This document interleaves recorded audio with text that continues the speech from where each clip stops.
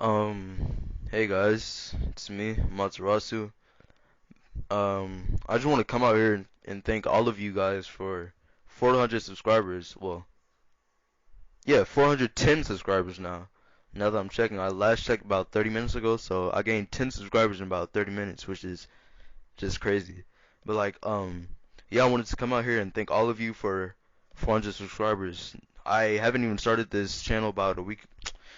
Actually, I shouldn't say that because if you go to my channel, then you go to about, it'll say I started in February 2022, which is true, but I didn't start posting videos until August. And yeah, in August I started posting what is with like a shitty text to speech that was getting I don't know 10 views, 3 views, something like that. So I scrapped all of those, and then I tried making texting stories, which boosted me up a little bit too, got me to about 50 subscribers. And yeah, I deleted most of the texting stories besides obviously God of Flames Deku and Naruto X Sakura.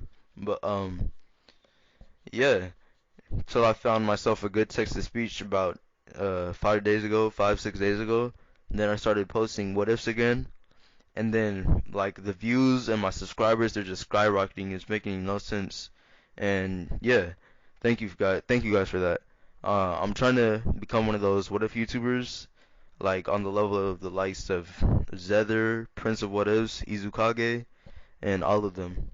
uh to be honest, I don't think I would make it as high as them due to me using a voice recorder, and most of their subscribers are like, well, I'd say they're into well, people voices, I guess.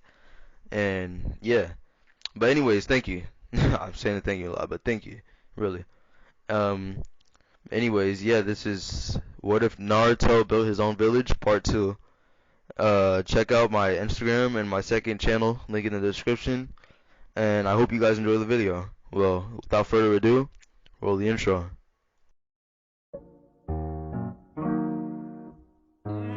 Hey Ross, sauce it up.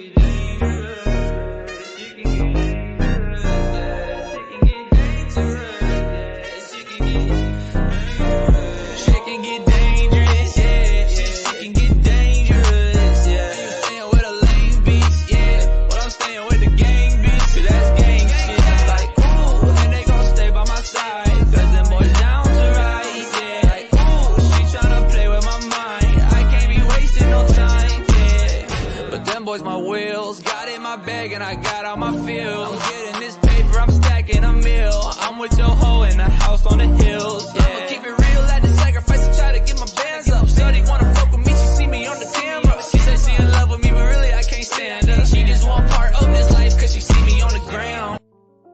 Chapter 4, Speed. Naruto stood at the line that Jiraiya had drawn with chalk on the grass. His eyes burned as sweat rolled down into them. The midday sun beat down mercilessly on Naruto, Jiraiya having found himself a nice piece of shade to watch the training from. Naruto scowled at his mentor and friend for a second, then looked back at his target, a chalked kanji written on a stone 100 meters away. He held his breath for a second and then let it out with his effort. Hiraishin no Jutsu and Quat. Naruto knew what he wanted to do. He wanted to appear where the seal was. An instantaneous teleportation of himself across space. What actually happened was far from it, as he once again found himself at the correct spot, but missing his clothes. Gah! With a yelp he attempted to cover himself with leaves. Jiraiya grinned. He's getting the hang of it. At least he's not leaving behind his hair or limbs. Come on boy, can't you do better than that? Jiraiya called out, his joy at having been reunited with Naruto a while ago still flowing through him. He had found him healthy, and working hard to fulfill a new dream. Of course, Jiraiya could see the sadness in him, but hoped that would ease over time. Naruto let out a few choice curses he had picked up, and ran back to where his clothes had fallen, back at the starting line. As he pushed the white pants on, then the white t-shirt, he looked forlornly at them. Sensei, really no sign of any orange jackets or pants anywhere? Jiraiya chuckled, not yet Naruto. I ordered some new clothes for you, but it will take another week to be ready. Plus we have something to discuss that might affect your choice of clothing.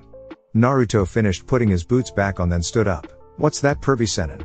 Jiraiya grinned, nothing would spoil his mood. Well, since you already know about your dad, and you would have by the time you finish learning the Hiraishin, have learnt 2 of his jutsus, I thought I'd give you a chance to surpass your dad. Maybe even me.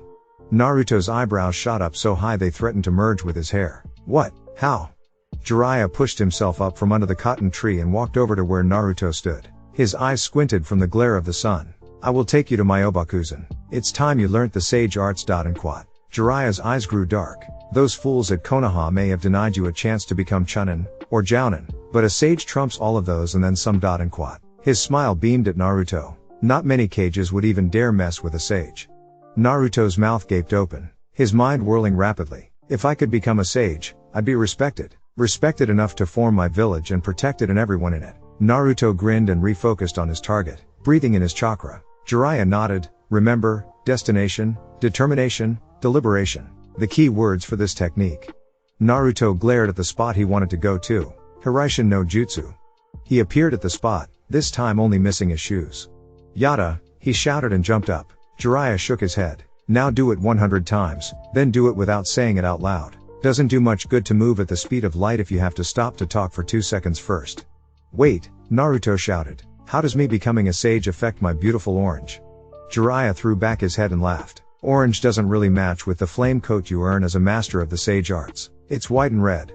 Naruto cocked his head to the side in a humorous display of being in deep thought. We'll see Pervy Sennin. We'll see. Senji whistled as he sharpened his sword. He had finished one of the missions he and Naruto had gotten. So far there had been no need to interrupt Naruto's training for any of them. Simple enough escort jobs, 1 or 2 retrievals from kidnappers. Nothing Senji couldn't handle. He sat in the bar and ran the stone over his blade again as he waited for his client to come by and pay. The crowd in the rundown bar was typical of the waterfront establishments in this area. Senji was all too familiar with them, having spent part of his life on the sea. The patrons didn't even spare him a glance. Not that his swords wasn't majestic, just that everyone else was armed in some form or fashion as well. The client sauntered in, a sickly smell of perfume on the obese man wafting its way towards Senji making him grimace. His clothes were matted yet would have been more elegant on someone of a thinner or less greasy stature. Ah, Senji the dark blade. And quat. He flittered into the bar stool next to Senji. His hand dipped into his jacket and withdrew an envelope. Senji took it cheerfully and glanced in it. He had no need to check the money. If the man double-crossed them he'd pay soon after. He knew that. Plus in a town like this one, a man who doesn't pay for his odd jobs didn't live very long. Have you heard, Senji? The pirate Torino has set his sights on our fair port city. I myself will be moving inland to avoid the conflict. Several heads shot up. Apparently eavesdropping was also the norm for this city. Did you say Torino, the pirate captain of the Blood Armada? One man asked. They now had the entire bar's attention. Senji's fat client lapped up the attention. Why yes, my sources say he would be here by nightfall. That's the problem with being such a successful town. It attracts riff-raff. And quat. He haughtily looked down on the patrons of the bar. Well, I guess I'll be. A knife embedded itself in his throat and he gurgled and choked on his own blood. Riff-raff, huh? One of the sailors in a far table got up and retrieved his knife, pulling it hard out of the dying man. I don't like your face. And quat. Several men laughed then went back to drinking. A few others got up to leave town before the pirates got there. Senji looked thoughtful, not even noticing his dead ex-client. The job had been completed anyway, but he'd heard of this pirate, and things looked bad for the town if what he said was true. Lee ran hard, his legs pumping as fast as they could go. 497, his mind told him. 3 more laps to go around Konoha. His body felt like it was on fire, yet he pressed on. His thoughts however were still far away, no matter how hard he tried to not think about certain things. His talk with Guy Sensei had been enlightening. No one had seen or heard from Naruto in months. The closest had been a rumor with someone with his name in a martial arts tournament halfway around the world. The new Hokage did not care what happened to Naruto. He had apparently confirmed that if Naruto died, so does the Kyuubi. So he and the council hoped Naruto would die in the wilderness. If not, well, he never was that skilled a ninja, he would pose no threat. Lee passed the gates at a dead run. The seal. Guy had told Lee how the seal kept the demon at bay, that Naruto was in fact the jailer and the prison, not the demon himself. How could the people be so blind? The people he was sworn to protect? 499 The seal. Lee wondered if he could read more about seals in the Konoha library. It sounded interesting. How could something written have so much power? Lee saw a glimpse of a pink flower and thought of Sakura. She had abandoned the village as well. Her parents had said she was visiting with her aunt in a distant city, but Danzo had not been pleased. They were short-staffed with ninja as it was. Hokage Danzo seemed to want to declare war on the nearest hidden village and expand Konoha's influence. He had already sent emissaries demanding they surrender or face the wrath of Konoha's ninja force. Lee shook his head. No. He could not attack someone who had not attacked him first. But what choices did he have? Not for the first time he wished he knew where Naruto had gone. Was the world outside the walls of Konoha as exciting as he imagined it to be? $500 I need to get much stronger. Lee focused on sprinting his last lap. When Naruto comes back, I may need to help him stand up to the Hokage. Lee didn't even notice, he thought, when Naruto comes back. Not if and Apos. Kakashi stared at the frog sitting on top of his precious book. The words that came out of the frog had startled him. So Jiraiya had found him. Good. A huge weight lifted off Kakashi's shoulders. At least Naruto was alive. Kakashi looked out his window at the sky. Naruto is training with Jiraiya and another. Sakura had gone training as well. A slug had told Kakashi the day before where she had gone off to. He was now a sensei with no students. No longer a Konoha nin. Danzo needed to make an example of him. The copycat ninja, the only threat to his title of Hokage. Kakashi sighed. He could leave the village, but where would he go? This was home, even if the people in his home were becoming less and less worthy of protecting. Naruto lay panting, staring up at the night sky. He could do the Hiraishin, but not more than twice without feeling exhausted. He also could not do it non-verbally yet. He grinned to himself. At least it was a start. I can learn any jutsu in 1 week, like I did with the Rasengan. Jiraiya lay not far away, snoring off the effects of the 10 bottles of sake he had laying around him. Naruto snorted and closed his eyes. Just for a minute, boom. The sounds of cannon fire awoke Naruto. His eyes shot open and he jumped off the ground. Jiraiya too was on his feet, eyes scanning westward. Naruto looked as well and could see that the city was on fire. Dark ships had filled the bay and cannons kept up a steady stream of fire into the port city. Pirates, Jiraiya said quietly. Naruto started to run towards the city. Senji and Sensei are there still? Jiraiya just stood and watched as his protege ran off. He frowned. Those ships looked familiar. Something about their sails. Naruto sprinted down the cobblestone street, rushing against an onslaught of smoke, dust and panicked people. Women and children screamed as the walking wounded made their way out of the city. Naruto heard cackling laughter and a woman scream. He stopped in his tracks and looked down an alley where a pirate had a sword to a woman's throat. Without thinking, Naruto's hands dipped into his kunai pouch and he had embedded the kunai into the side of the pirate's skull. The woman fell in a heap, sobbing loudly. Get out of the city, Naruto shouted at her, waking her from her trance. He watched as she gathered herself and ran. He then turned to continue heading back to Sensei's house. More pirates had thrown fire torches into a blacksmith's building, catching it immediately on fire. They cackled madly, but that was cut short as a giant of a man in a blacksmith's apron appeared in the doorway. With a start, Naruto recognized the man. No 2 men could be that size. Guerrera, the Kumite champion, cracked his neck then charged the pirates. Naruto didn't need to watch to know the outcome of that fight, but he needed to pass that way. He began to run, looking to jump over the conflict. As he pushed himself into the air with chakra, he heard a cry from just inside the doorway. A baby crying. He spun in mid-air, his mind working furiously. Guerrero was pushing the pirates away from his building. The bottom floor wasn't on fire yet. A baby, he's protecting a baby. Naruto dashed past the men. In a split second he was alongside Guerrero and their eyes met. In that moment, with a nod, an understanding happened between them. Guerrero with a roar crushed one pirate's skull while throwing another across the street. Naruto entered the burning building and saw her, a baby girl wrapped in blankets in a basket just inside the doorway. He grabbed the basket and turned to leave when a beam on fire fell across the doorway, fire raining down with it. He heard a deep shout of no from outside. That has to be Guerrero. Naruto pointed his free hand at the beam and fire in the doorway. Move, Guerrero, he shouted back as loud as he could, hoping the man would hear him over the raging inferno. A blast of wind destroyed the beam into flaming splinters that raced into the bodies of the pirates unlucky enough to be used by Guerrero as a shield. He peeked over them then tossed the bodies aside as Naruto charged out the building, holding the baby close to his chest having discarded the basket. Guerrero kicked the last pirate down the street then reached for the baby, tears actually showing in the big man's eyes. He stared at Naruto with gratitude. My only child, my daughter and quat, was all Guerrero said. Naruto nodded at him. Better head out of town. Those cannons would do more damage than the pirates will. Guerrero lumbered out of the city, clutching his daughter to his chest. Naruto rounded the corner and stopped dead in his tracks at the spectacle. Senji stood battling 5 pirates, swords clashing in the light of the fire that engulfed Sensei's house. Sensei himself was pulling a trunk behind him slowly, leaving the house behind. Naruto rushed up to him. Sensei, what are you doing? Leaving, Naruto. The house is on fire. Even if I could out it, what would be the point? All things come and go. This town is dead, listen to it. Naruto could hear the screams, running, the sounds of fire and wood snapping, cannons firing and laughter as hundreds of pirates swarmed the port city. But we can fight them off, Naruto shouted. Yes we could and quat. Tenchi nodded. And we might win too. But the citizens of this town care not for it. It was convenient, that's all. This is no one's home, Naruto. What would you be fighting to protect?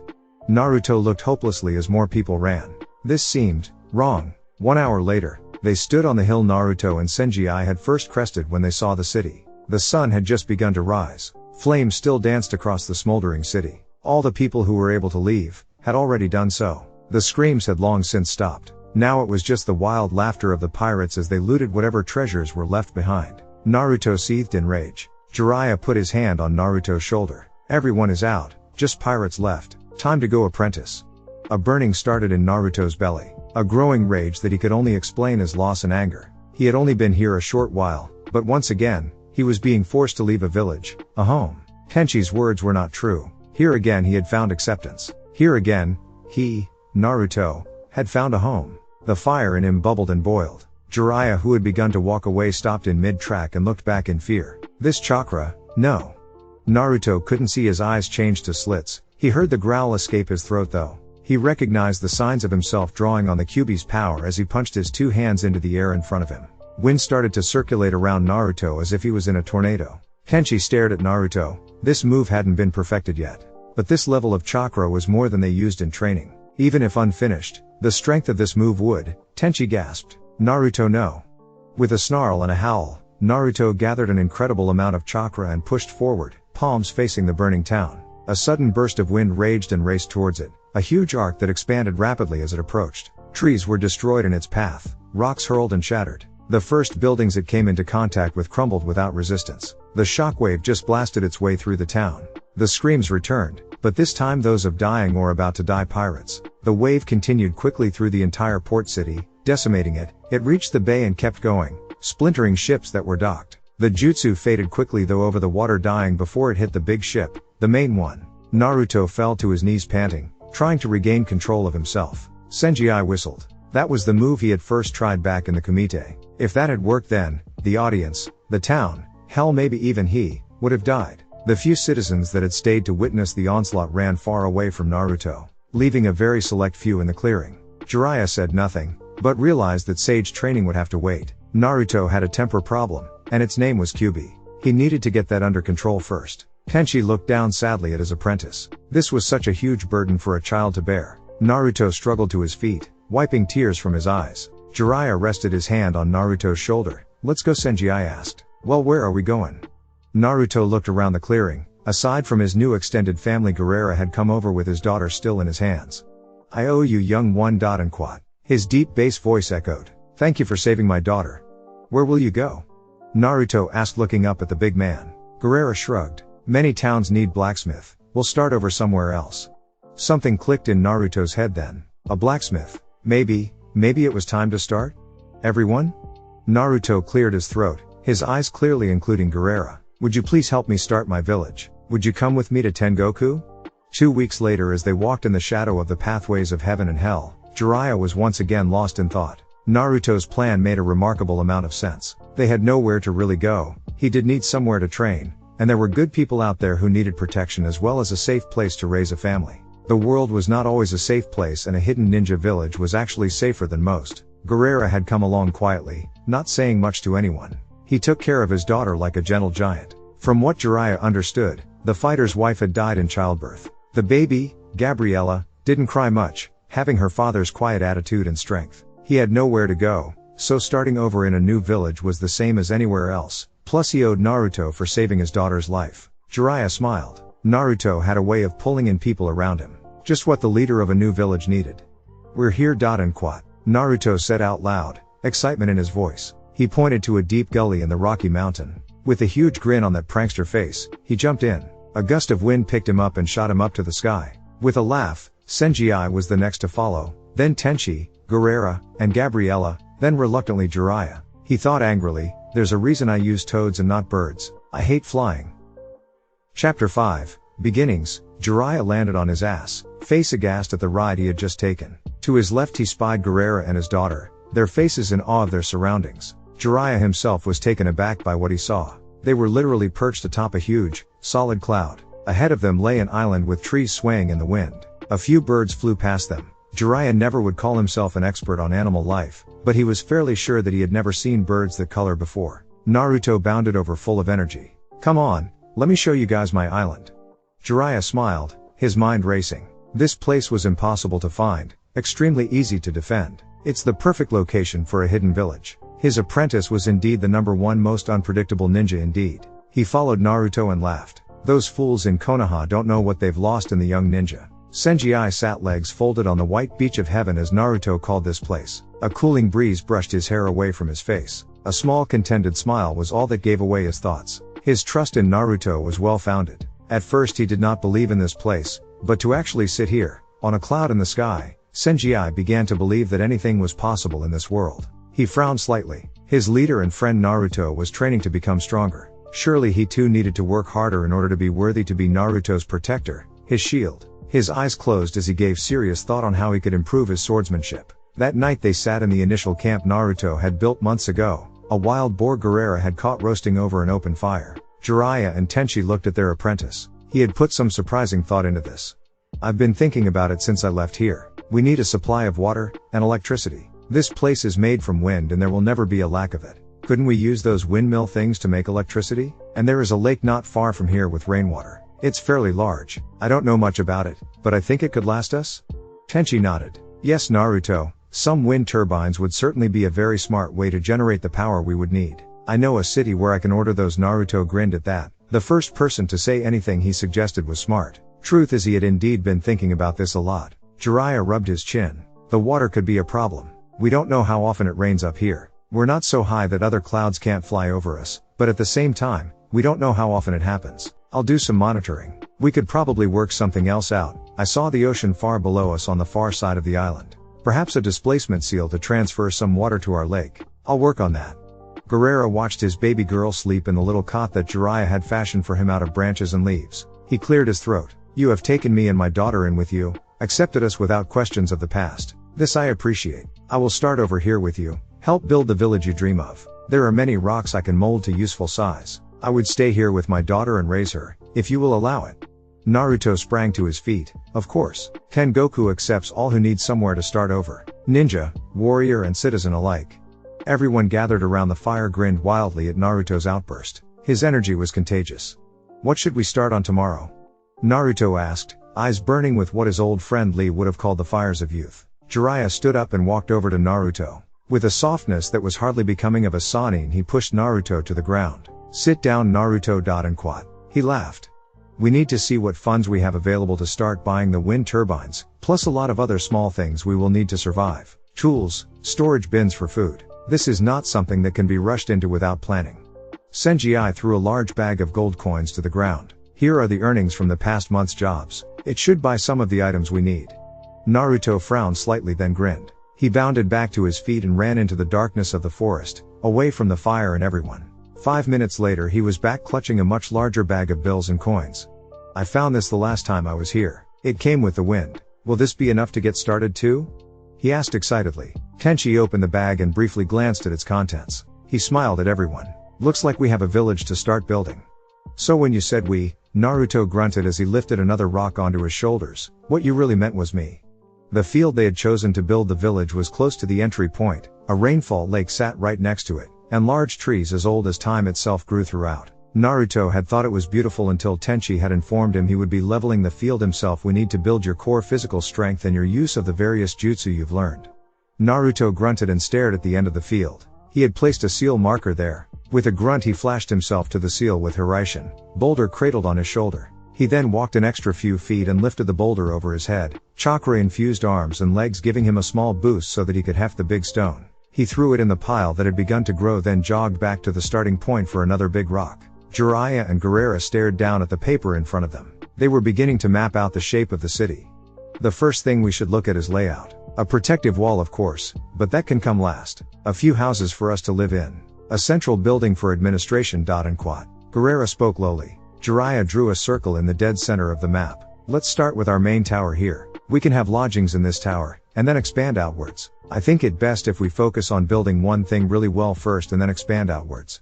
Guerrera frowned thoughtfully then nodded. Yes, I agree. Now the wind turbines should run along the northern side of the boundary. That's where the wind is the strongest. We can set up a wind farm there, and build our main electricity building here. Drew a box on the map. Jiraiya nodded this time. Agreed. I'd like the water plant to be on the eastern side closest to the lake. From there we can feed in pipes to the central building and anywhere else.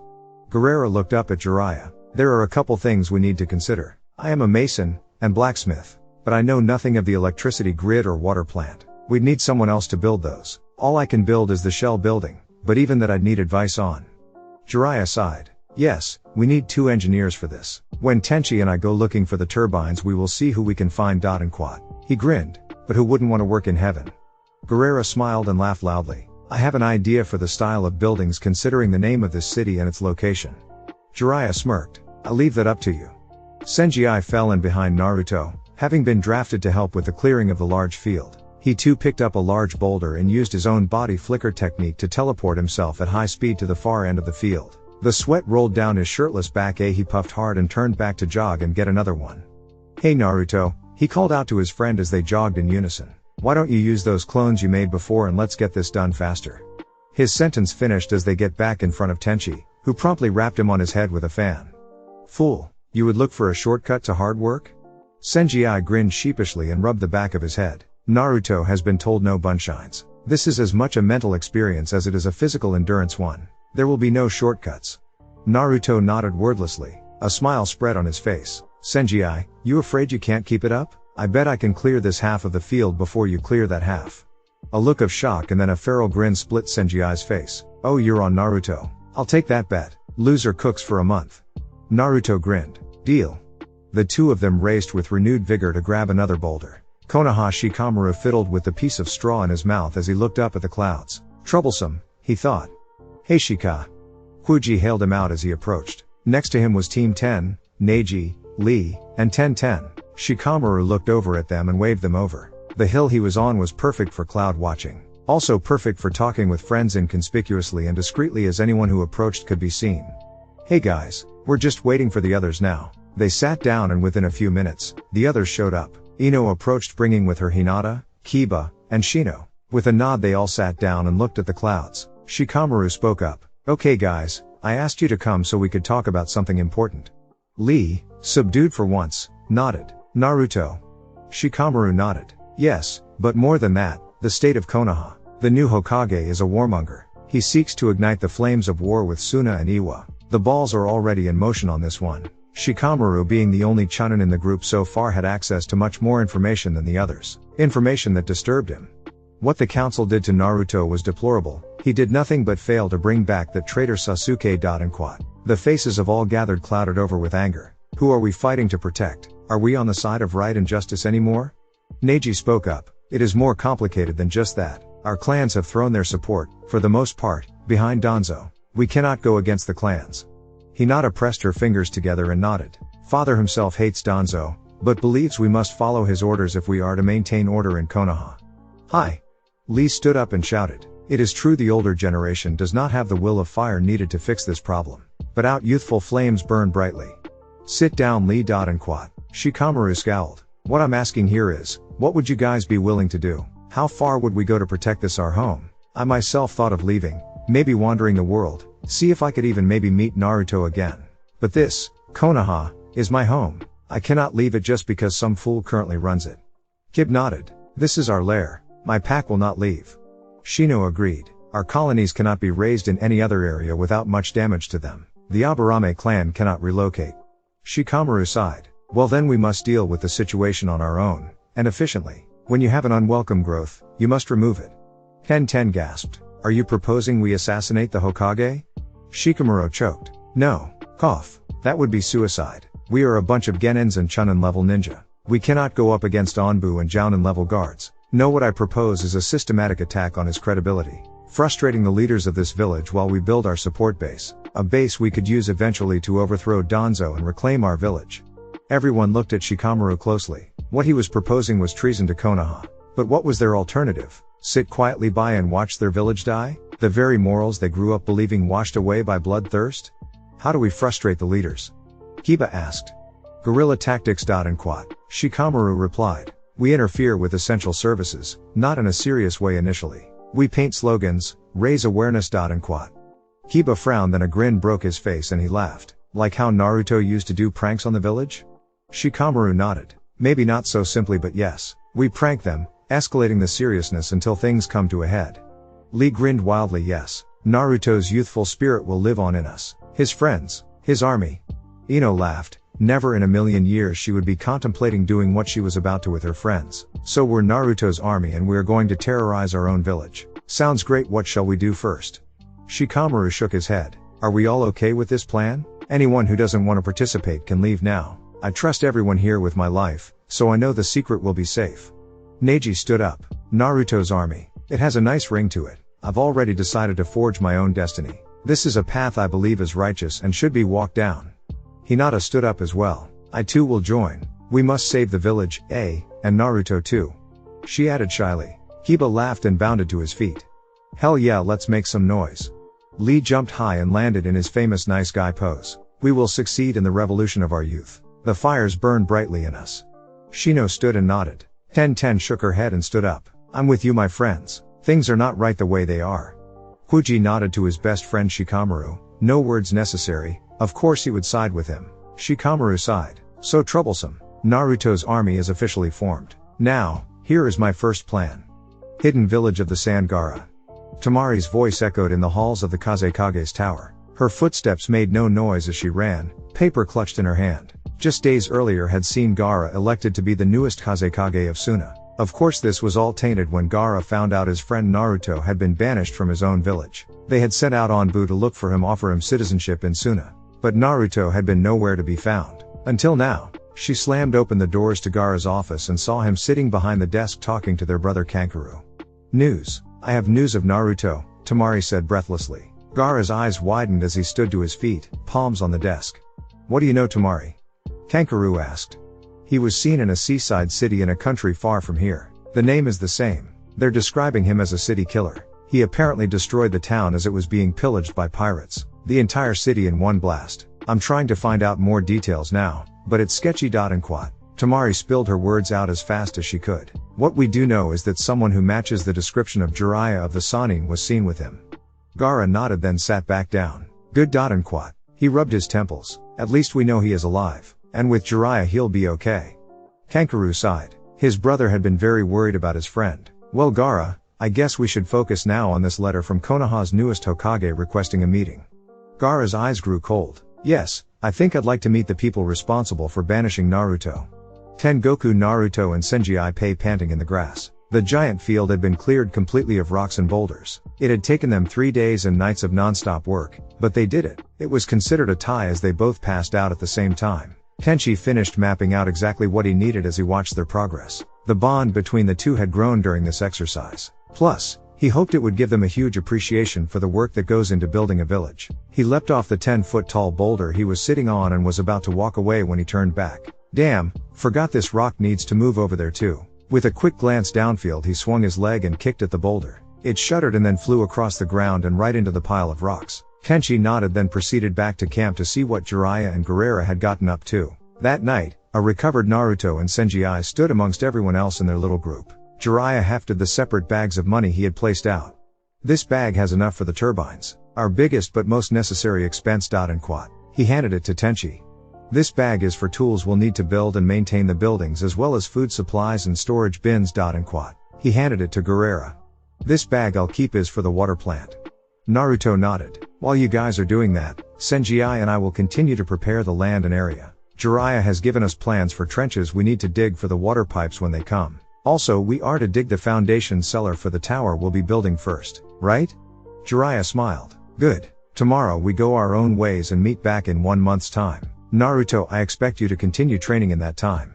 Tenchi chimed in. I want to see one new wind-based attack by the time I get back. And you better impress me. Turning to Senji he added. I'll be notifying my daughter of my whereabouts. Senji, would you like me to mention anything to her about you? Senji stiffened then shook his head. He turned quietly and walked away from the fire. Tenchi sighed and looked back to Naruto. Please look after Senji Naruto. He can be a bit impulsive and stubborn. Jiraiya almost choked. Didn't Tenchi know who he was talking to? That was like asking a wolf to guard another wolf. Tomorrow their individual errands would begin, and Naruto and Senji would be alone to build and train. 1 week later, Konoha. My water is running orange. A woman's voice split the early morning. Mine too. Another voice, and another joined the rising cacophony. Every tap that was opened gushed forth bright orange water. Those brave enough to try it, realized it was just colored, had no taste and was in fact normal water, with the unfortunate side effect of painting whatever it touched a bright orange color. An explosion rocked the village and Danzo looked out over his balcony at the orange fountains, the orange drains where the water ran, and the words that suddenly appeared in the sky above Konoha. Naruto's army strikes back. Down with the dictator Danzo. His fists clenched, Danzo bit back a curse as he ordered his Anbu to investigate. Chapter 6, Rage. Naruto's eyes narrowed, his target unaware of his presence. The cool wind swept along his bare back, the sweat rolling down his spine slowly. His fingers clutched the kunai in his hand tighter as he slowly maneuvered himself closer. The target raised his head and looked around suspiciously for a few seconds, before going back to drinking water from the pond. Naruto shifted position slightly, bent back his arm, and threw the kunai dead on target. Senji jumped away at the last second, exclaiming loudly. Unfortunately he didn't see where he was jumping and ended up landing in the pond. With a splash and lots of spluttering, he emerged and growled at Naruto. What the hell, Naruto? Naruto was on the ground rolling in laughter. Tears streamed down his face as he sought to catch his breath. You should have seen your face. Naruto managed to squeeze out between laughing. Senji walked out of the water, dripping and fuming. He glared at Naruto and drew his sword. Let's see if you still laugh when I shave that head of yours clean of all hair. Senji barked at Naruto and flash jumped to within feet of Naruto. Naruto yelped and did a Hiraishin to take himself several meters away in white blur. Senji followed quickly with another flash jump and swung his sword at Naruto's head. Naruto managed to dodge it at the last second by flipping into a cartwheel. Mid-spin he did a Hiraishin again to move further away. This cat and mouse game they had invented a week ago and they were both getting much better at using their speed maneuvers whilst fighting or dodging. Naruto appeared at the end of the island. From this side could see the ocean. Senji appeared behind him, but too close and his forward momentum pushed both of them over the edge. Naruto's eyes opened large as he realized what was happening. Frantically he tried to flash jump back to the island but Senji's arms were caught up in Naruto's and they started to spin as they fell. They screamed for 2 seconds before realizing that a gust of wind picked them up and started pushing them out to sea. Naruto felt the familiar sensation, much like the wind river that brings you to his island. He and Senji held themselves in check as much as they could, as the river of wind turned and twisted. Naruto felt like they had done a loop, pretty sure he saw the cloud that hid the island in the sky not behind them, but miles and miles away to his right now. The wind rushed them onto land again, over what looked like a small sea village. It deposited them in a heap on top of a small grassy hill. Naruto and Senji looked around. Senji pointed east. That's home. A good 3 days travel. And quat. He sighed. Guess we should start walking? Naruto nodded and they headed east. The path from the clearing passed through a small wooded area. Naruto and Senji strode through it disgruntled at the journey that in the space of 5 minutes was thrust on them. The canopy of rich greens and the sounds of birds thought soon had them feeling lazy and relaxed. The crunch of their boots on the gravel and dirt road became hypnotic. Naruto yawned and stretched his arms out, his white shirt flapping in the gentle wind that blew against them. Senji sighed and cracked his neck. Help! A near-shattering scream split the silence, sending hundreds of birds flying from the forest. Naruto and Senji stopped in their tracks immediately. Anybody, please help. The voice shrieked again. Senji pointed off to their right. That way. In a blur both he and Naruto were flashing towards the source of the scream. Jump after jump. It took them 30 seconds to arrive at what looked like a few small houses on a piece of farmland. What they saw though horrified them. 3 bodies were hanging from a post over the horse's corral. All 3 had been brutally beaten and bloodied. Their hands were tied behind their backs, and Naruto could see that their feet were shackled. What made Naruto almost retch was that the bodies were of 2 children and 1 woman. Standing not far from there, was a large group of roughly 30 warriors, laughing and throwing a little girl to the ground. Senji could see that there appeared to be another 6 people being attacked by the warriors. 1 old man, a younger man and woman who held onto each other, and 3 other children. It was one of the children that was screaming. Naruto and Senji didn't even look at each other. Senji disappeared in a black blur. The child the warriors were throwing disappeared. Senji reappeared next to the 7 civilians holding the child in his arms. He held the crying girl as he said to no one in particular. Naruto, don't miss. With a primeval yell of anger, Naruto leapt into the air above the group. He had once been subject to beatings as an orphan, but to see children being mutilated, killed, laughed at as it was happening, it was too much for Naruto to handle. They had time to see a figure in white soaring above them, the sun behind him as his arms swept outwards. A hailstorm of wind senbone rained down on the men. All the practice with Kenshi had paid off. Most of Naruto's needles found their targets, but more importantly, none came anywhere near Senji and the civilians. The warriors dropped like flies as the senbone pierced them completely, the wind projectiles not stopping till they were embedded completely in the ground. As Naruto landed on the far side of them, close to Senji, only 6 men were left standing. Senji stood with his sword ready in case any attack came towards the civilians, but he left the attack to Naruto in this case. None of these men looked like they would be any sort of challenge to either of them. He was right. Naruto rushed forward. His bow staff was back on the island, but all coherent thought left his mind as he snarled and his fist connected with the first face. He pushed wind chakra to his knuckles to increase the blunt force. The result was catastrophic. The man's head exploded in a puff of mist and bone fragments. One man rushed at Naruto with a downward swing of a large axe. Naruto sidestepped it, and pivoted. His right hand grabbed the axe and wrenched it out of the man's hand as his spin continued. The axe coming back around to remove the man's head. Naruto could feel the chakra in himself boiling. Senji noticed Naruto's eyes becoming slits and his whisker birthmarks getting deeper into his face. In a blur of white though it was all over. Naruto flashed from one man to the next, killing them before they saw him. The bloodbath had taken all of 15 seconds. Senji turned to look at the family behind him. "Are you okay?" The older man, who had to be at least 75, nodded. "Yes, thank you, thank you. Our saviors." And quat. He fell to his knees weeping. The younger man and woman helped him up. Naruto breathed in calmly, quieting the monster inside. He could hear it laughing though, and a small voice that breathed into his soul. "Yes," was what he heard. None of them noticed a shadow move in the forest as a hidden warrior ran from the carnage. A short while later Naruto and Senji sat at a small dining table inside one of the farmhouses. The kitchen was small but tidy. The family they had rescued sat on the opposite side. The old man at the head of the table. The younger couple sat together on his left, their hands holding each other as well as 2 children. The other 2 children sat on the old man's right, the boy holding his sister who was still sniffling. They had just finished burying the 3 bodies, who Naruto had discovered to be the boy and girl's mother and siblings. The old man spoke first. "Thank you for coming to our rescue. It will be a while before Alucard's men discover something happened here. By then, we should be long gone." "What did they want with you?" Naruto asked. "Well, and quat." The old man glanced at the rest of his family. "We are what are left of a clan that specializes in what we call Dobutsu Sozo. The local warlord discovered us and was forcing us to, well, make horrible things." Naruto and Senji both looked puzzled. They asked simultaneously, "What is Dobutsu Sozo?" The old man looked at them suspiciously, then laughed. "I need to remember that you both saved our lives, and that you," he nodded at Naruto, "are clearly a chakra user yourself. Dobutsu Sozo is the ability to create animals." Naruto's eyes opened wide. "You mean like a summons? Like this?" Naruto made some hand signs and slammed them down on the table. A small frog appeared. He looked at Naruto for a few seconds in confusion. Naruto then dispersed the jutsu. The old man smiled. "No, that was summoning craft. We don't call animals from one location to another. We create animals from nothingness. It is a complex art, especially when we wish to create hybrids or anything that doesn't already exist in nature. Sometimes the lifespan is just so short in our creations." "Wow!" And quat. Naruto exclaimed. Senji seemed to be in disbelief. The younger man spoke up. "We should start packing to leave this place. It is not safe." And quat. He looked frustrated as he spoke. Senji asked, "Why should you leave? It's just one warlord, right?" The younger man nodded in reply. Naruto smiled. "How big an army? 100 men? More?"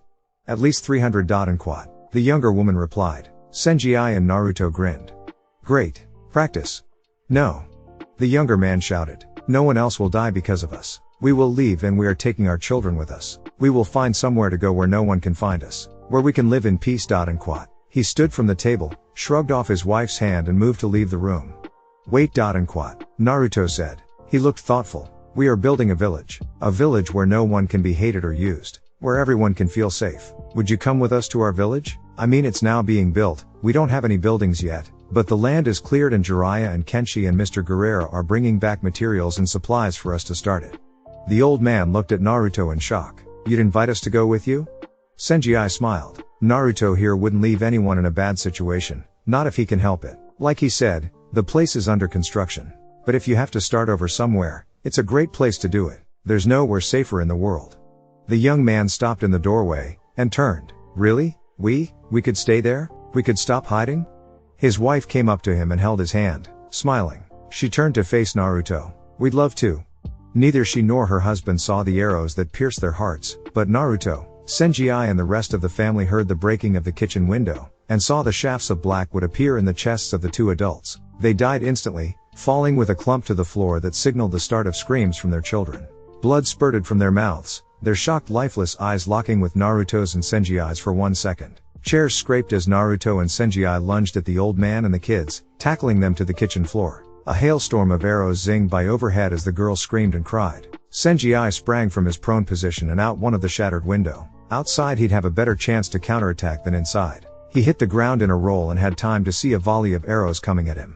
He drew his sword and swung it in a wide circle, deflecting the arrows. A quick glance confirmed his suspicion. The warlord had come with what had to be his entire army. He flash jumped to the left. He knew he could take out a good few of them, but he also knew something they didn't. Naruto was only going to be a few seconds behind him, and Naruto would be mad at the death of those 2 innocents. Senji thought it best to get out of the line of fire while killing as many as he could. He was right. The wall of the house exploded outwards, sending shards of wood and glass flying like deadly projectiles. The shrapnel shredded the mercenaries nearest to the house. Alucard himself sat on a huge horse in the middle of his army of mercenaries, his sallow face and dark beard standing in stark contrast to each other. The earrings and tattoos that adorned his body spoke of someone who loved pain and mutilation.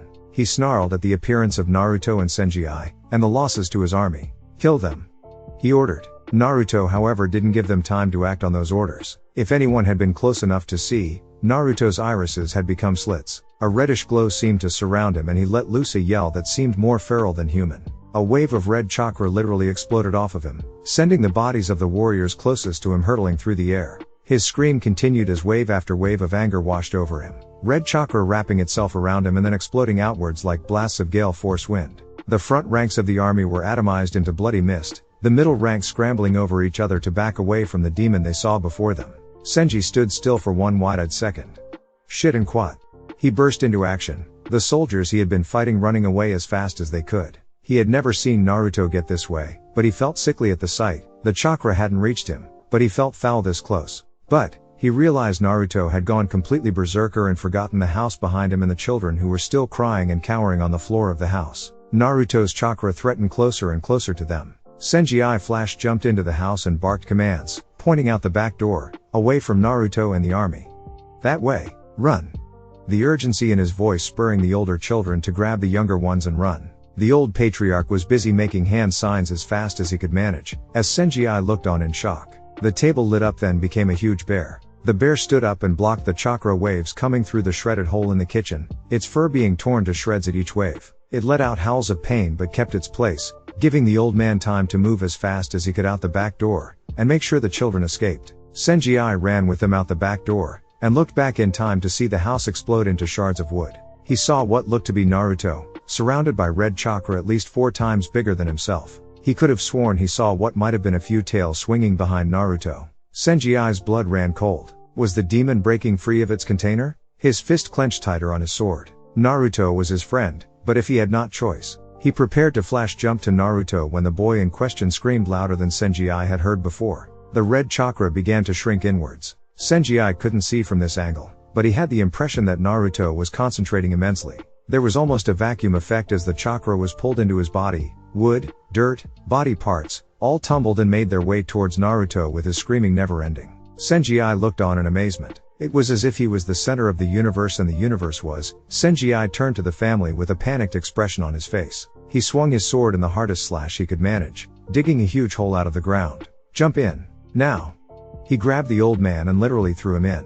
He tackled the children into the hole just as the noise became complete silence for 1 second. All the chakra completely pulled into his body. Naruto had a vague idea of what he was doing, but he had no idea how to control what was about to happen. He really hoped Senji had gotten away with the surviving family members. Silence for 1 heartbeat. Senji breathed heavily. Alucard looked at what remained of his forces, and prepared to bark out a command. Naruto exploded in a final burst of chakra. This chakra however was not red, but instead it was a blast of white light and wind that erupted from his body like a bomb. The remaining army members, house, nearby forest had their very existence erased a layer at a time. Flesh was peeled from bones, blood was atomized, screams were left unheard as the sound of the erupting wind was deafening. In their hole, Senji and the family clutched each other tightly as the wind ripped by overhead. It was over in seconds, but it felt like minutes. Naruto collapsed in a heap, his white clothes shredded, hanging in tatters. A large circular crater was all around him. Not a trace of the house, the army or the nearby forest for 200 yards in any direction. Senji stood up carefully, looking in disbelief at the level of destruction. Note to self, don't get Naruto pissed. Jiraiya looked at the sack of coins in his hand. With a sigh he walked into the bar. When he needed to be, he could be focused, and he was insanely proud of his apprentice Naruto's ambition to start a village. He looked around and cleared his throat. This town was famous for what he needed. I am looking, he announced loudly, getting everyone's attention. For anyone who can build a water plant for a new village. Most of the heads turned away, but one old man looked across at him and walked over. What sort of water plant? Jiraiya shrugged. I don't know. We are building a new village, and have a lake as a source of water. We'd need to filter the water, and pipe it to the buildings in the village. It's a start from scratch sort of job. The old man rubbed his scruffy chin. I've not had to build one in many years, but I've done what you are talking about before. I can show you what you need to buy, and arrange transport. Jiraiya nodded. I have my own means of transport, but I would need you to show me the needed items. My name is. The old man brushed his hand and scoffed. I've been around the world enough to know your face. You're Jiraiya of the Sannin. You're trustworthy, so I believe you will pay fairly for this job. And quote. The old man walked back over to the table he was sitting at and hefted a bag onto his shoulders. You're lucky I was passing through this town. I don't think you'd find anyone as good as me anywhere close to here. Maybe more to the south. And quote. He walked with Jiraiya outside the bar. My grandson Inari should be around here somewhere. We'll be off immediately, I take it? And quote. Chapter 7, Seeds. Naruto stared up at the birds overhead, gliding on invisible currents of air. If only I had wings, we'd be back home in no time. He sighed and listened to the whisper of his bare feet on the sandy road. They'd left the crater that was the Kazamo clan's old home behind hours ago. The old man and children trudged on right behind Naruto, with Senji taking up the rear. Naruto really wished he had left something of the house. Maybe then he could have gotten some shoes or something to wear. That last release of chakra he had released had completely destroyed his clothes. His tattered white clothes still hung on his back, his pants shredded below the knees, his shoes long gone. Senji scanned the forest they walked through carefully. He really doubted that any members of that guerrilla army remained after Naruto decimated them, but it didn't hurt to be careful. He thought back to when Naruto went berserk. It sure was a sight to behold. He didn't think anyone could stand up to that onslaught. The demon within him had certainly given him amazing levels of chakra. Senji had a question that was bothering him though. Hey Naruto, he shouted to the front of their procession. Naruto turned around and walked backwards on the road so he could look at Senji with a quizzical eyebrow. That last chakra blast, that wasn't your resident. It felt different. And quote. Senji asked carefully. The new clan didn't know as yet that Naruto had the Kyuubi inside him, and Senji thought it best for Naruto to explain that at a later time. Naruto looked thoughtful. Honestly, it's all a bit of a blur. But ... And quote. He looked up at the sky. I think I changed his chakra into my own, channeled it to mix with mine, trying to suppress it. But it was too much to hold inside. Senji shook his head. Hell of a thing to do by accident. That's a forbidden art if I ever saw one.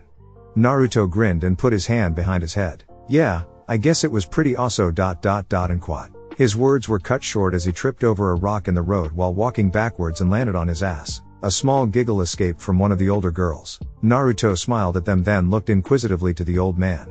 Hey, we don't know any of your names. I'm Naruto Uzumaki. That's my friend Senji. The patriarch stopped and pointed to everyone. These are the twins Baku and Benika. He motioned to the youngest children, the most recent orphans who had just seen their parents murdered. He then pointed to the older boy and girl. The boy is Junya, and the girl is Fuki. Also brother and sister. Twins are a clan trait. And quote. The old man smiled. And I am Tora. Tora Kazamo. Naruto dusted himself off and looked for what seemed an eternity at the orphans. 1,000 thoughts went through Naruto's mind. Senji could see intense sadness cross his face to be replaced by quiet determination. Nice to meet you guys properly. We'll be home in a couple days. We will protect the Kazamo clan with our last breath.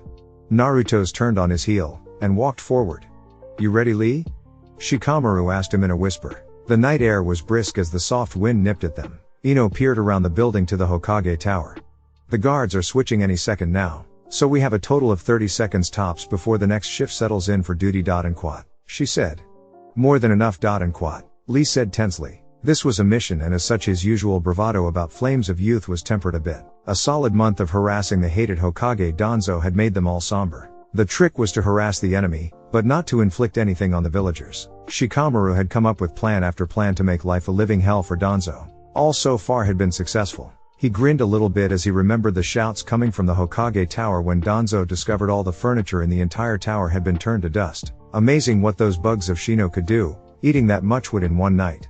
Now, Ino barked at them in a whisper. Lee looked up at the tower and disappeared in a blur, his ankle weights left in a heap by Shikamaru. Lee's speed was unmatched by any Jonin or Chunin in Konoha, and Shikamaru estimated that no Jounins would be watching the little window of opportunity they had scouted out. 5 seconds. Lee's feet carried him at an amazing speed up the side of the Hokage Tower in leaps and bounds. He didn't have the chakra needed to stick his feet to the wall, but the sheer momentum he was moving at negated the need for it. 10 seconds. Lee was in the window of the Hokage's office window. A silent whoosh of air shifting the curtains was the only sign of his entry. He had studied the layout of the office before this mission, had even been in it a few times himself, so he knew exactly where to go. 15 seconds. He raced back out the window with the package in his hand. A leap from the window and he was a blur as he hit the ground running. One of the Chunin sentries who was just settling in could have sworn he saw a green blur across the courtyard, but it was gone as he blinked. 20 seconds. Lee rounded the corner back into the alley and stopped abruptly. 3 large figures stood there in the alleyway behind Shikamaru and Ino. Shikamaru looked immobilized, his eyes wide. Ino seemed fearful as well. They had been caught. Lee stiffened, preparing to fight to free his friends, when a hand clamped down on his shoulder. No. Quat. A familiar voice to Lee spoke firmly yet in barely a whisper. You will follow us right now before the guards hear us. Quat. Lee gulped and a trickle of sweat rolled down his temple. His grip tightened on the Hokage had he had just stolen. Yes, Guy Sensei. Quat. He whispered back as they all disappeared into the shadows. Out of the way, Jiraiya shouted as he came up the river of wind. Truthfully, this was a very smart piece of advice he was giving, as a very large group of very large toads was behind him, each weighed down by packages of equipment and raw materials. Riding 2 of the toads were Tazuna and Inari, the builder and his grandson that Jiraiya had hired. They emerged into the cloud bank and Jiraiya directed each toad that landed to move quickly to the side so that the one behind didn't land on him. It became a very fast-paced game of leapfrog as the previous toad landed, hopped forward, then the other toad landed behind him, and hopped over him, and so on. Within minutes they were all settled and grouped around on the sand of the island itself. Inari and Tazuna stood next to the group and looked around. Their employer had not said much about where they were going, but that was to be expected if they were helping a hidden village. They just hadn't realized how hidden this one was. This is amazing. Quat. Tazuna said. In all my years, I would never think a place like this could exist. Jiraiya smiled. Well, the person who discovered it called it Tengoku, heaven, so Naruto decided to keep the name. Tazuna's and Inari's heads whipped around at the same time, the same word on both their lips. Naruto?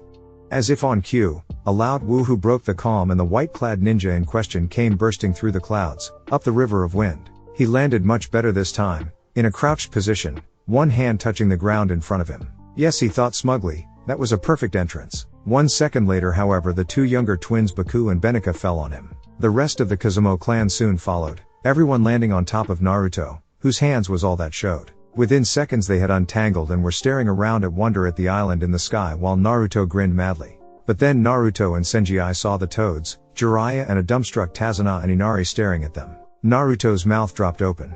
Inari? A wide grin split Inari's face and he laughed and ran over to greet his friend. Later, around a campfire, they all took stock of where things stood. So Tazuna and Inari here will help build the water plants. When Guerrera gets back, we'll start on the main tower. The Kazamo clan is more than welcome to pitch in where you can. As you can see, we are starting from scratch. Old man Tora smiled. Thank you for inviting us here. I can see the potential in this village as a permanent home for my clan. In truth, we had nowhere else to go besides Konoha, and we've heard bad things lately about the new Hokage there. New Hokage? Naruto's attention now fully on Tora. Yes, an old warmonger named Danzo. A very long time ago, when the Tora clan fought in battles, we had heard of him. Some say he thought of his ninja as nothing more than pawns to win at all costs. A brutal reputation he had. I would not have willingly taken my family to Konoha now. Naruto's eyes grew dark and he put his head down. His old home in the hands of someone who stood completely against the old man, the only person Naruto thought of as Hokage, had once stood for. I've also heard of you, Naruto, Tora said with a weird tinge to his voice. Just a few weeks ago we heard of a town far from here that had been wiped out. Invading pirates had swarmed the city and one man in his anger at the raid waved his hand and destroyed the city and the pirates within. One city. They said his name was Naruto, a white-clad destroyer of cities, a Shinigami, an angel of death. They all grew quiet and the sound of the crackling embers was all the noise they heard. Jiraiya sensed his mood and decided a diversion was in order. So tomorrow we'll start the work of building this place. Tonight though, why don't you, he gestured to Inari, tell me how you know Naruto. Inari grinned and launched into a tale of how a trio of young ninja had saved their village and their lives. He embellished certain points to make it more grand, but he had everyone laughing and cheering as he reenacted the scenes of battle, most of which he had not seen well into the night. You were reckless and stupid, and of course you would get caught eventually. Did you think you wouldn't? Shikamaru's dad tore into him verbally, lashing out with anger. Shikamaru, Ino, Lee, Kuji, Hinata, Ten, Neji, Kiba and Shino all stood there as their parents, with one exception, individually berated them in the room they had come to. Shikamaru hadn't been surprised at that point that the others had been rounded up at the same time. They had been discovered completely. Kakashi stood to the side and let the parents deal with their children for a few minutes. He stood guard over Hinata and Neji as they dared not inform the Hyuga clan of this. When he thought they'd gone far enough, he stepped forward. It is clear to us that you were seeking to harass the Hokage. And Quat. Kakashi said loud enough to get everyone's attention. But then what? Shikamaru understood the question. The intention was to build up support against Danzo, to undermine his base. His father shook his head. The intentions are good, but all you've managed to do is make it seem like harmless pranks are being pulled on him. It is not enough. Shikamaru glanced quickly at his father at that last statement. That was more than beratement, that was disappointment in execution, not in their intention. What you are doing now, did you think that none of us in this room agreed with you? That Danzo is not to be trusted? Kakashi went on. The village is not at peace with the decision to make him Hokage. We cannot publicly agree with your actions, but privately, we will encourage and assist. Guy smiled at his student. Yosh. The fires of youth burn brightly. Overthrowing a leader is a task best suited for this generation indeed. But come to me next time for advice, Lee. Guy-sensei. Lee hugged his mentor. The parents hugged their children. Kakashi turned to Hinata and Neji. Unfortunately, the Hyugas seem to be in full support of Danzo, so we cannot have your families involved. In fact, now would be a good time to back out for you too. No. And Quat. Neji and Hinata said at the same time. Neji continued, our village is under threat. We must defend it. Kakashi nodded. Good. Now Danzo is the head of an underground organization called Root. And do you remember your D-class mission days? How do we remove an old root? Kiba snorted. We had to dig all around it, then light it on fire before we could pull it out. Guy grinned. Exactly. Guerrera had arrived in the middle of the night with all his materials strapped to the back of a giant blue ox he had borrowed from a friend who could conjure such things. He had greeted the Tora clan warmly, and the Tora girls Benika and Fuki had immediately taken to fawning over his daughter. Naruto and Senji stood at the place the future tower of their city would stand. They had cleared out the area and readied it for construction before their little adventure. Naruto had gotten a new pair of white trousers and sandals. Jiraiya had explained to him that if he wanted to start a new village, his reputation was tantamount. So wearing orange was out. Naruto had pouted at that, but gladly put on the trousers and sandals that were thrown at his face by Jiraiya. The shirt lay cast aside for now, as they were about to do some serious manual labor. Okay, Naruto shouted and formed the signals. 50 shadow clones appeared, all ready to begin laying stones. Senji grinned. Naruto's almost unlimited clone-making abilities would help them build this tower in no time. Guerrera approached them with the blueprints he had drawn up. For the first time, Naruto got a good look at the design.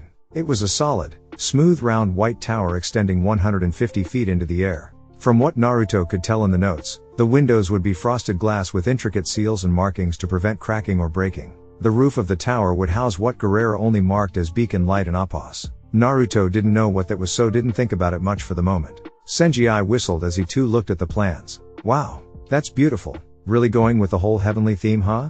He smiled. Okay Guerrera, what do we do first? Kazuna and Inari began unpacking the pipes that Jiraiya had brought. The toads long gone. The packs lay around the lake that was to be the main water source. You know Grandpa, Inari said as he hefted some nuts and bolts, I was thinking maybe when we finish this job, we can stick around here for a while. And Quat. He glanced over at Kazuna cautiously. Maybe I could learn to be a fighter like Naruto even. Kazuna didn't look over at Inari. Why would you want to fight? Inari looked out over the lake and the sky. To protect people who can't protect themselves, like Naruto does. Kazuna grunted and passed a rope to Inari. Do what you wish, grandson. After we finish this job. Naruto and Senji had begun by creating a pulley system to put the large metal beams that would be the frame of the structure into the ground. Guerrera supervised it all such that by the end of the first day, they had the first of the beams in and the holes for the others already dug. An exhausted Naruto sank to the ground around the campfire. Even with shadow clones, it was a lot of work. This tower wouldn't just appear overnight. He had underestimated how much work it would be. But at the same time, he lay back with a satisfied grin on his face. He was building his own home with his own hands. Jiraiya noticed the smile on Naruto's face and recognized it for what it was. He smiled too, proud of his student. Okay, he called everyone's attention. We have a few things to talk about. Tora stirred the pot of stew he was making for everyone to eat, but he gave Jiraiya his attention. The Kazumi children were playing with Gabriel, Senji was sharpening his blades, Guerrera just sat with a content face and looked on. Our village name is Tengoku, and Naruto here would like for it to be a powerful village capable of taking in people and protecting them. Do I have that right, Naruto? Naruto nodded, so Jiraiya continued. Well then we need to organize a few things. The village itself is being built, but no one knows about us. The very first thing we need is a symbol. Something to represent the ideals of our village. Suggestions? Naruto sat up, he hadn't thought of that. What would they put on their headbands? He scowled, he didn't particularly want to wear another headband. It had been months since he lost his Konoha one, and even though he had his own village now, he didn't feel right putting on another one. But the band could wait, for now. Well, what would represent heaven? Naruto asked. Tora walked over and sat down. We are currently in the land with no name, 100 miles west of the last great country. Our village is hidden in the heavens, the heavenly city. Senji chimed in, we could use the pearly gates, but that just seems wrong. A voice came in from the shadows, I say we put wings on our crest, as we are the warriors of heaven. I think archangels is a good imagery to put out there. And quat. Tenchi stepped into the light of the campfire smiling. They all welcomed him back. Jiraiya laughing at his entry. Damn samurai, do you have to be so mysterious? He cocked his head to the side. I like the idea though. The warriors of heaven. Naruto? Naruto grinned madly. Well, if I'm already getting to be known as an angel of death, it makes sense. So we're Arkansas. Angels? He asked Tenchi. Archangels, he corrected Naruto. The warriors of heaven. Naruto felt a chill. I love it. Jiraiya nodded and made a note in his little book. Okay, that settles that. So we have a name for our warriors, and a symbol. I'll design something and show you when I'm done. Now the next step. We already have one clan adopted to our village, the Kazumi clan. What do we do about training? Old man Tora shook his head. I will not force my grandchildren to a life of being warriors. They can make the decision on their own. I myself fought in wars and it's not a pleasant thing. The Kazumi kids grew quiet. The oldest boy, Junya, looked down. I'd like to learn to fight. Our parents were killed, and Baku and Benika's as well. And the way those men were torturing and playing with my sister. I need to get stronger to protect them. Inari had tears in his eyes, hearing familiar words. I too would like to learn how to fight. After glancing to his grandfather though, he added, after we finish our job of course. I'd like to stay here. Naruto stood up, tears in eyes too. I'd be happy if you stayed, Inari. You too, Tazuna. Junya, I'll make sure you can protect your sister and your family. Tora sighed. Since I'm not much other use, I'll begin instruction on the children who want to learn. If Junya is doing it, then so is Fuki. And quat. Fuki nodded shyly. I will set aside an area tomorrow for a warrior academy. Since we have people from all over the known world, I think I'd like to suggest we don't only study ninja arts. We already have samurai, ninja, and a luchador. Naruto nodded. I think that makes sense. And quat. But then he looked puzzled. What's a luchador? Guerrera, Jiraiya and Tenchi laughed. Naruto, you really should learn about your opponents before you fight them. Guerrera is a luchador, a masked wrestler or grappler. It's a strong one-on-one fighting style. And quat. Tenchi said. Oh, Naruto laughed. That's okay then. So we aren't training ninjas, we're training warriors, warrior angels. They laughed and settled into more casual talk for the rest of the evening. Gaara entered the village of Konoha followed by his entourage of 30 visible ninja. The Hokage had requested this meeting months ago, but Gaara was new in his post as Kazekage and couldn't leave so early in his tenure. In truth, he didn't even want to come here, the village that had scorned his one friend Naruto, but in his official capacity he had to put aside those issues. He just hoped he could maintain his calm around Danzo. Fortunately, or unfortunately, his visit coincided with another diplomat. The daimyo himself. The Fire Lord and his train of courtesans and bodyguards easily took up the entire street. Gaara scowled as he fell in line behind the daimyo as tradition dictated he did. Danzo stared down at them from his balcony, his eyes wide. He had no prior knowledge of the arrival of either party. The usual courtesies hadn't been prepared. He called on his trusted aides, remnants of his rude organization. What's the meaning of this? Did you know? He demanded of his first officer. No sir, no message was received informing us. And quat. Danzo swore vehemently. He raced down the stairs to greet the arriving diplomats and Gaara, the Kazekage he had wanted to meet alone. His carefully crafted assassination plot to kill Gaara was out the door now. He couldn't do anything with the daimyo here. He flung open the doors to the Hokage tower just as the daimyo stopped short of it. Greetings, your eminence. I wasn't aware you were coming. And quat. He gritted out behind the widest smile he could muster. Gaara watched him curiously from next to the daimyo. I see the usual manners of your predecessor have been forgotten. And quat. The daimyo said irritably. My feet haven't touched dirt floor in some time. I shall be sure to remember this experience, Hokage and Appas. Where is your hat? Danzo cursed mentally. The red carpet hadn't been rolled out. He didn't notice as the guard next to him eyes glazed over for the briefest of seconds, but enough to stumble forward and push Danzo from behind. Danzo wasn't expecting it and fell helplessly into the daimyo. The both of them tumbled down the stairs of the Hokage tower. Gaara looked on in shock while his advisor and Sensei Baki looked across the courtyard to the rooftop of a nearby shop where Ina and her father stood looking down on the proceedings. Truthfully, all the rooftops had families watching the Great Fire Lord's entrance. So his tumble with Danzo brought an audible gasp from the crowd. Inoki Yamanaka very subtly winked at his daughter, having just re-entered his body. Ino smiled at her dad and looked back at the flailing arms and dust spectacle before them. It was going to be an interesting visit by the daimyo. By the third day, Naruto was working alongside 150 clones of himself. They were evenly divided building the tower, the water plant and the wind turbines. He had also thrown a few into training. As he realized he remembered everything they learnt, it just felt wrong to forget about training just because he was busy with his village.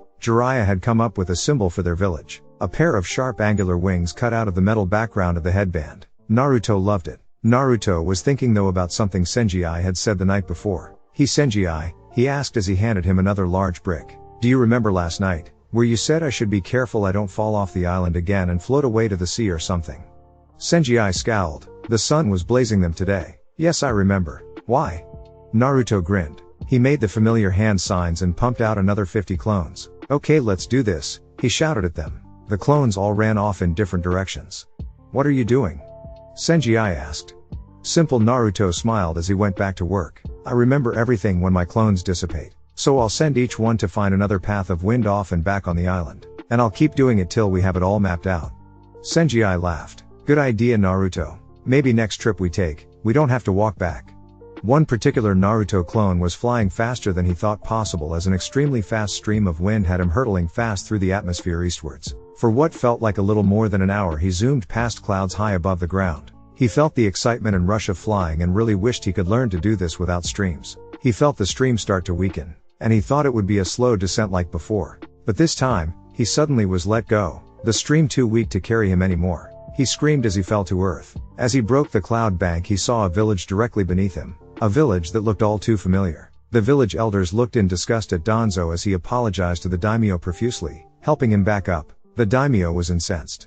I do not think I will stay here any further. I've suffered enough embarrassment at the hands of your hospitality. And quat. He turned to go when they heard a growing scream. They looked up just in time to see a half-naked boy. The clone was just wearing white pants, with yellow hair hit both of them at full force from a height of hundreds of feet. The clone was instantly dissipated in a puff of smoke. Danzo and the daimyo lay unconscious in the street. Kakashi whistled low from a nearby rooftop. Okay, that I did not expect. And quat.